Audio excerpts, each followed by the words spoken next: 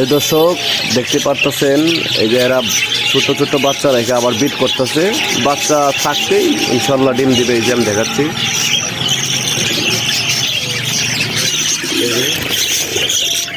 এখানে বাচ্চা আছে আপনার 6 পিস, এখানে বেবি আছে 6 পিস বেবি আছে। এই যে ছোট ছোট বেবি কেবল পাক করে এখনো কমপ্লিট হয় নাই, অনেকটা ছোট আছে। আরও 7-10 লাগবে আর কি, আমি আলাদা করতে 7-10 দিন লাগবে। তো এর মধ্যে ওরা বিট শুরু করে দিচ্ছে। তো অনেকজন বলে আসলে যে আসলে এরা প্রতি মাসে বিট করে না।